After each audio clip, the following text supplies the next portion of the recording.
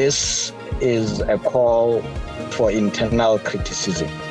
It is not, a call for war or for anything. Emalunga ngekhathi kwenhlangano ye-MK athi abukela phasi nakuthi ekukhundleni tekuphatha njengoba etinikwe emalunga latiwako kutepolitiki lasanza kujoyina le nhlangano. Amacala okubulala noma okudubula sizowasebenza washiyeni kuthini. Indvuna yemaphoyisa Senzo Mchunu ithi sekunemsolwa luphinzilitwa ngemibuto kulandzela sehlakalo sekubulawa kwebantu labalishumi nesiphohlongo elisikisiki eMpumalanga Kapa. We are competing with other teams that wants the same things that we do. I-Orlando Pirates ithi ilindzele umdlalo lomatima nayitfola netulu neStellenbosch FC kumancamu e-MTN 8 kulembela Sonto. Kupnaku plus finyelela khona sikubingelele mbukeli sikwamukele tindzabeni teswati lesiflap commerce like SABC. Khumbula ke mbukeli ukuthi letindzaba tiyatfolakala ku YouTube, Facebook, X naku SABC Plus. Emalunga ngekhathi kwenhlangano ye-MK athi abukela phasi nakuthi etikhundleni tekuphatha njengoba etinikwa emalunga latiwako kutepolitiki lasanza kujoyina le nhlangano. Encwadzini leputshukile lethunyelwe umholi wenhlangano Jacob Zuma, emalunga ayo avakalise kukhathateka ngendlela tintfo tiqhutshwa ngayo kule nhlangano. Kumqulu loputshukile we-MK emagala alenhlangano avalise kukhala ngalenhlangano ngendlela yenda ngakhona tintfo. Lencwadzi iveta tikhalo ngalenhlangano ngekuhlulela kugcina tethembiso kodwa liyatenda ngesikhathi isungulwa. This is a call for internal criticism. It is not, a call for war or for anything. We're just saying that these are the things that are happening. And the repercussions of having people parachuted to leadership positions. We see a failure to properly engage the problems. And we see dismissals left, right, and center, mainly because people do not have the proper information to deal with such problems. Lokunye lokukhalwa ngako kubukelwa phansi kwalamanye emalunga alenhlangano nakutala udzabeni lwemakhono nakukhethwa abantu etikhundleni tekuphatha. This is a genuine and internal cry that people are being parachuted to positions of power, and they didn't even buy into the vision of MK 3 months earlier before elections, and they're parachuted at the expense of highly capable, qualified, smart, experienced, intelligent MK cadres. So these issues really need to be internalized by our leadership. And they need to find a way of promoting more of our own within. Lishona ugcizelele ukuthi lenhlangano ide tinkinga kepha kufute inyuse emasokisi. Before decisions are taken, there should be proper indulgence of information. Kamuva lona bekalusela mengameli we-EFF Lord Shivambu ujoyine MK njengemhleli wavelonke kanzi Mzwanele Manye ukhethwe kuba ngusoswebhu wayo eParliamente. I-Action SA seyivulele sodolobha waphambilini wamasipala wePhulukwane Thembi Simelane licala lengohlakala estation semaphoyisa ePhulukwane eLimpopo. Lilunga leParliament lalicembu Malebokobe lithi Simelane wabolekwa imali lengetulu kwa-500,000 wamarandi inkampani lebeyithinzeka kulolu dzaba lwe-VBS iGundo Wealth Solutions. Simelane waboleka imali ngemva kwekuthi masipala wePhulukwane atshale imali lengetulu kwa-300 million wemarandi ebhange leselivaliwe iVBS. Inkampani iGundo Wealth Solutions ngiyo beyibukene netinhlelo talokutshalwa kwale mali. Kanti konke lokhu kwenteka ngesikhathi Simelane asesengusodolobha nga-2016. I-Action SA ithi kwaba nesandla semfene nakabolekwa le mali. We have seen that the investigative journalists have gotten hold of the papers, which they believe that this contractual agreement was actually post-facto.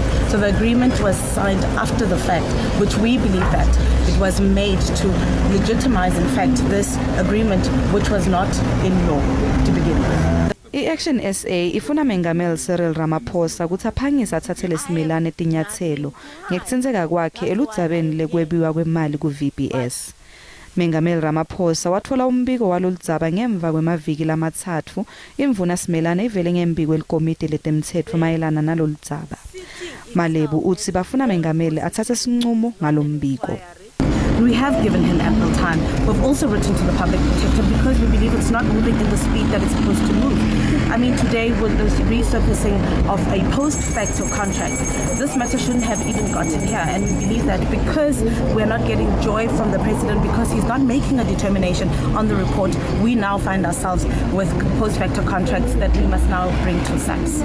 Lendvuna yalile kuphawula ngaloludzaba. Umholi webosa Musi Maimane unikete uhulumende wekubusa ngelibumbano iGNU emaphesenti lange-50 ngemva kokubukisisa kusebenza kwayo kusukela uthathe tinzambo njengoba ke sewunemalanga lalikhulu sehovisini. Ngekuya kwemholi webusa uhulumende welibumbano wavelonke uyibambe khona. Musi Maimane ugcekela uhulumende welihlandla lesikhombisa ngokwehluleka kuleta hlelo luphathekako ngakuthi uhlela kulitakula njani lelive. There are certain things that are starting to occur 100 days on. The first of those being policy disagreements. It is common cause that at one level the DA and the ANC perhaps could not come to a point of agreement on matters like the Bella Bill, on matters like the NHI, and furthermore, the manifestations have resulted in what is the omni-shambles that are taking place in Tshwane as we speak. I call them that because you cannot afford to have a local government that remains unstable over a period of time and leads itself to what Johannesburg is faced up to, which is a revolving door of mayors. Kusebenza kubambisana kwetinhlangano etahlukene kulohulumende kuletha lithemba letinguquko kumalunga emphakathi. Sikubutile ke mbukeli ukuthi ingabe wena etsekile yini ngalakwendile kulamalanga lalikhulu lohulumende weGNU uphendule ngalendlela. Basaqhuba kahle umsasazi basaqhuba kahle uhulumende obambiswano asazi kuba ke kunyaka ozayo kuyawuba njani kodwa basaqhuba kahle siyababulela. Hayi msazi mina nganeliseka ukho kusenzakele kule 100 days ngisabona nje khona manje kule Carolina siphilelwa amanzi asazi lo hulumende khona manje isozwa kanjani indaba yalamanzi. Kanyalo kusangaqadi kahle kahle kwendakala lapha kuGNU tonke leti ndivuna leti lapha nawanyalo likhombisa wangathi titimisele ngemisebenzi angeke sisho lokuthini ngoba kusengacacanga kahle kahle ukuthi kiwaphi. Okwamanje kubuya kuthembisa sangasho ubabambisene ngempela ngoba uyabona ukuthi ke nezinsizwa nazi ziyenza emphakathini kanti ke bengingathembisi ke nokho ngoba phela into entsha la eNingizimu Afrika. Cha mina ngangeliseki ngalo uhulumende ngoba ayikho into lengibonako leyendi langomazi sisaswele manje namanje kepha ke emapipe ayafakwa ayikho info nje lebonakalako. Mina ngibona ukuthi iGNU kwenzakalani. Sengibona abantu bayahlika bayakhwezwa abanye bayangena abanye bayaphuma. Kuhle iGNU le ngeyaba kusipolitika akusingeyethu. Lona ke ngumbono mbukeli SABC ngeke ethwesa kutiphendulela ngawo. Luphiko lwetekushushisa kuleli lithi kushushumbiswa kwemali nekuchaswa kwemacembu ephekula likhuni kuyachubeka nekuba ingcinzetelo levimbela kutshalwa kwetimali kuleli lokukulandzela kufaka kwaleli ngaphasi kwavobo nanobe ke ngabe loluphiko lihlose khipha lelive ngaphansi kwavobo lomnyaka lotako tinhlangano temphakathi tivakalise ukuthi leli lingahle lihluleke kubamba isikhathi. I-Financial Action Task Force ngumtimba losebenza ngetindzaba letitsintsana ngekushintshisana ngemali lengcolile nekuchashwa ukuthi ephekela tikhuni emhlaba wonke. Kumbiko wayo weminyaka lovetwe eParliamente, iNPA ithi kusukela i-Financial Action Task Force yafaka live kuvobo kuningi lowentiwa ukuthi ecatululo emacala ekushintshisana ngemali lengcolile. Bahlati bathi inkohlalo egcwele kuleli ayikho mayelana nekushintshisana ngemali lengcolile kakhulu kepha umtimba lolisana nebugebengu ngecorruption watch uthi kumele kuphenye ukuthi kutholakale umnyombo wenzima ledlalwa kuleli ekuchaseni tiphekela tikhuni emhlabeni. But we know increasingly that we do have this issue around organized crime and syndicated criminal activity, even at local levels. So we have local syndicated crime, which is linked to transnational crime. those funds need to be banked. So people go through the banking system, people take money out of the country, so then you're dealing with a situation of illicit financial flows. So, these things are not unconnected. I-accountability now ithi noma singekho sidingo sekuthi leli liyamaniswe netiphekula tikhuni emhlabeni kepha khona lekumele kwendiwe. But very often, corruption involves money laundering. Corrupt people don't keep their money at home where the authorities can easily get it back. They launder it and get it offshore, this sort of activities. ICOSATU ithi noma kukhona lesekwendiwe kuqinisa umthetho kepha lelive angeke liphume ngaphansi kwavobo nanyalo. CAFATF has been quite clear until they see law enforcement actually implementing it and seeing people go through trial, getting convicted, going to prison, assets being attached, they're not going to do it. So we've done half the equation of fixing the laws. But in terms of people going to prison, we're far behind in that front. Pax uthi njengoba umnotho wakuleli ukhula kancane kufakwa leli kuvobo kunemthelo omubi ekusisweni kwetimali kuleli kanti uhulumende kumele akulungise lokho. Bantu labalishumi nesiphohlongo balahlekelwe impilo tabo etehlakalweni letahlukene ngalesihlanu ebusuku. Emaphoyisa asebenza ngekhandla kuthola letigilamkhuba. Induna yemaphoyisa senzo Mchunu ihambele imindeni lelahlekelwe kuyoyilela lamhle ekseni esabeleni sakaNgobozana elisikisiki. Mchunu utshele betindzaba ukuthi emaphoyisa athathule umsolwa kanzi usestation semaphoyisa uphinzilitwa ngemibuto. Mchunu ucele takhamiti ukuthi tiyekele emaphoyisa ende umsebenzi wabo njengoba onke emehlo athe njo kuloluphenyo. Lendvuna ithi benda konke lekusemandleni kuthola letigebengu. Amaphoyisa awazona izangoma. Awakwazi ukubhula athi kunesibhampa ya nakulowa muzi. Adinga thina ukuthi sisebenze nawo besenza umsebenzi wabo. Now, zonke lezi zinto esikhuluma ngazo ebhame ngeke emthethweni amacala avuliwe angakapheleliswa ukuphenywa.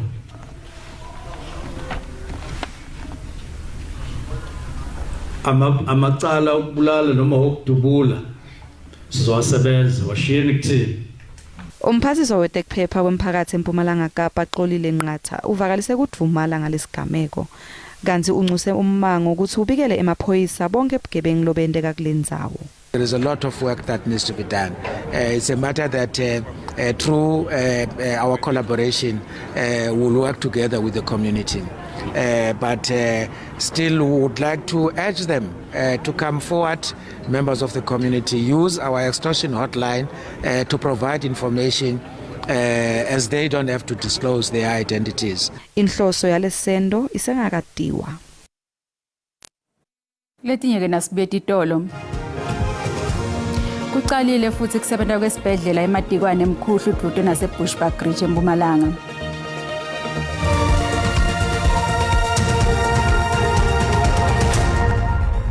Asikwamukele mbukele esigabeni sesibili setindzaba tesiswati nasanza ngena ukhethe kahle tisekhona.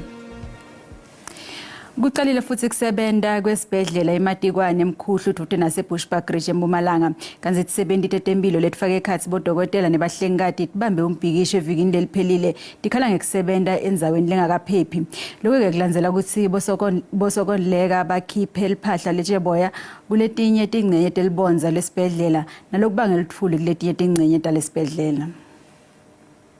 Lokwakhiwa kabusha kwalesibhedlela kuholele kumbhikisho bosongondileka basusa lijeboya kutindvonga letibanga luthuli kanti lokhu kuholele ekutheni tisebenzi tibeke phansi tinsita tekusebenta tikhale ngekuphepha kwato.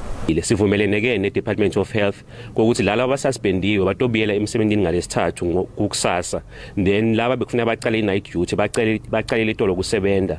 Lesibhedlela besisebenza ngaphandle kwetisebenzi letiphelele kanti kwamiswa tisebenzi letinge-21 emsebenzini ngenxa yokungenela siteleka. The issue of the suspension now comes to say if we agree that the grounds for work stoppage were valid, then we must find ways to reverse the suspension. Lesibhedlela sisita imimango lengetulu kwalesithupha. Takhamiti tikwemukele kusebenza futhi kwalesibhedlela kepha tifuna ukuthi kulungiswe luphahla lwalesibhedlela. We urge the public to stay away from Matikwana at the current standing position because of the current construction of asbestos, because it's very dangerous. Kusengakacaci kahle ukuthi batawuthatha isikhathi lesinganani labo Songondileka. Khipha iasbestos libeke kumsebenzi lobusuqalile njengoba futhi siyathi ukuthi uba netinto efanele ukuthi sima requirements siwamithe iDepartment of Labour yasixwayisa nokuthi kufanele sikhiphe le ceiling lelapha yana ukuze ukuthi kuto stometer lama requirements ladingeka ukuthi kuhlale abantu. Kusebenza kahle kwetinto kwatheka medeka kulesibhedlela nyakenye ngenxa yokuvuta kweluphahla. Luhlelo lwamatikletsheni lolomnyaka litawuqala ngasekupheleni kwalenyanga lesetulu kanti bafunzi bamatikletsheni betikole tahlukahlukene sebaqalile ukutilungiselela kubhala uhlolo lwabo lokugcina lomnyaka.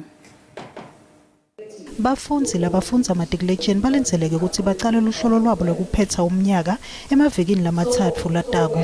Elipopo batingolongwane letingemashumi layimfica nakune bafunzi labaya esikolweni onke malanga. Babe dingulungwana letingemashumi lamathathu labangaya esikolweni njalo labatawubhala lolu hlolo.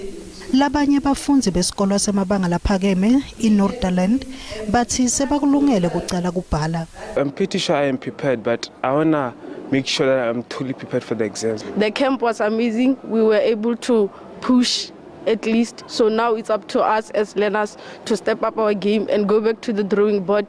Lesikolo naletinye takulesifundza seticalile kulungiselela lolu hlolo. We've been doing well at the school. We've been going above 95%. At some stage at the school we produced #1 in the province. In terms of the preparation of the school, already our educators have engaged in a lot of extra classes, encashment classes also. Nga 2023 lesifundza sakhicita 79.5 wemaphesenti emiphumela yematikletsheni. Umphathiso welitiko letemfundo unalithemba lekuthi lesifundza sitawutfola 80 wemaphesenti kulonyaka. We have prepared our centers. We have used the trial examinations as a way of preparing ourselves. We are ready. Kulenzeleke ukuthi lolu hlolo luqale mhla tingemashumi lamabili nakunye kule nyanga lesetulu. Exquisite or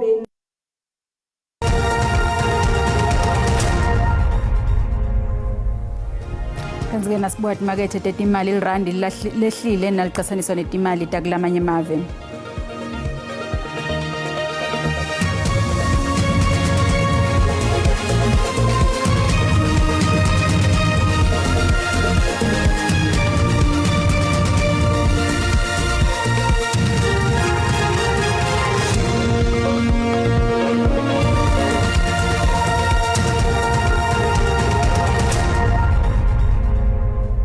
Kutemdlalo iOrlando Pirates isilinzele umdlalo lomatima nayitfola neTulu neStellenbosch FC kumanqamu eMTN 8 ngemgcibelo eMoses Mabhida Stadium eThekwini. Ladies and gentlemen of the media, Jose Riviero leminyaka lengamashumi lamane nemfica wafika kuPirates ngenhlaba nga-2022 akukho lokutheni lobe kulinzelwe kulomqeqeshi kepha uphumelele tindzebe letine kumasizini lamabili yokuqala lekufaka ekhatsi eMTN 8 kabili neNedbank kulandzelana. iPirates ihlose kuba licembu leqala ekuphumelela eMTN 8 emahlandla lamathathu kulandzelana. We are not in control of the results. We are competing with other teams that wants the same things that we do. But we are in control of our professionalism, our behavior, our performances, our dedication. Riviero uyabati bungoti obuqhamuka neStellenbosch lesibonakalise amandla kusukela saphumelela iNational First Division ngesizini ye-2018-19 njengoba leli qembu liphindze laphumelela neCarling Knockout ngesizini lengcile. We have to accept Stellenbosch the way they are. We respect them big time. We faced Stellenbosch 4 times last season in the MTN 8 semi-finals and our 2 games in the league. We beat them once. Captain wePirates Innocent Mayela uthi bafuna ukuqopha umlandvo. The guys are highly motivated, but like we always say, you know, the focus needs to be in how we want to approach the game and eventually execute our plan on the day. Riviero ufike nolushintsho kuPirates njengoba ibonakalisa imandla kumiqhudelwano leli qembu lihlose kuthatha indzebe yesihlanu kumasizini lamathathu kulonye okukholela ukuthi tawudlala kahle kuCAF njengoba ifinyelela kusigaba semagroup. Asesiveke embobela kusisibusiso Mahlalela usiphathele deep lethambe embili lethume mbiteni kuligwalagwala FM. Sibuse siphele esimeni Tindvo esibhedlela eMatikwane uPhethe Tiphi Mlingane. Alishone Dora Nelsimba lakho sivusele nakumbukela ukuthi Swati ekhaya nembala kubuyele nobeke tibuyeleke emsebenzini tisebenzi ngaphasi kwesibhedlela eMatikwane la namhla kanjalo sikethi kuvubeke umsebenzi elangene la itolo kanti ke sike sakhulumisana ke neyonyana yethu ke nathi ke tisebenzi khona kunasike esibhedlela lapho bedivete khona ukuthi tibambe umhlangano nebaphasi banasike esibhedlela lapho kuvunyelwana khona ukuthi titawubuyela emsebenzini elangene la namuhla lenye ke lesiphethe sekuhleli phuma embideni nayi lethi inhlangano yematekisi kuleli National Taxi Association isike isabukisisa kabani indlela ke tekwehlisa indlela tekugibela kumatekisi njengoba ke Solomon eqhubeke njalo nakwehla inzengo yemafutha yetimotela kuleli vele eNingizimu Afrika simemeleke lenhlangano ukuthi ke sitawuquka kabandi nganaye indzaba siboleke indlebe ngensimbi yesithupha kusemadebe ensimbi yesikhombisa kumsakato kwala FM akwanze eDora Nelsimba lakho eGoli Nzamba Malehle mbukele ekhaya. Asibonga kakhulu Mlingane. Kuqala phakethe lamuhla sihlangane ngalesine enzaweni lefanako ngensimbi yesikhombisa athi khona ngelwimi lesixhosa kanzi ke udingakuphutsela ngesindebele kusasa simo selitulu siyalandzela namkholo.